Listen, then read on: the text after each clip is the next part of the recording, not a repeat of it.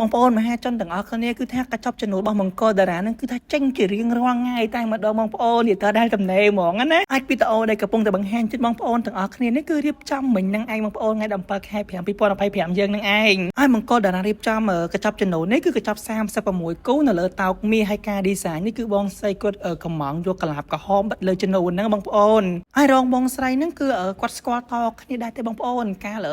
ខែ11ហ្នឹងការបងប្អូនរបស់គាត់អញ្ចឹងទៅពេលដែលការគាត់ហ្នឹងគឺគាត់យកខាងមង្គលតារាទៀតអញ្ចឹងដូចជាបងប្អូនមហាជនទាំងអស់គ្នាអញ្ចឹងគឺមង្គលតារាចេញរងគឺត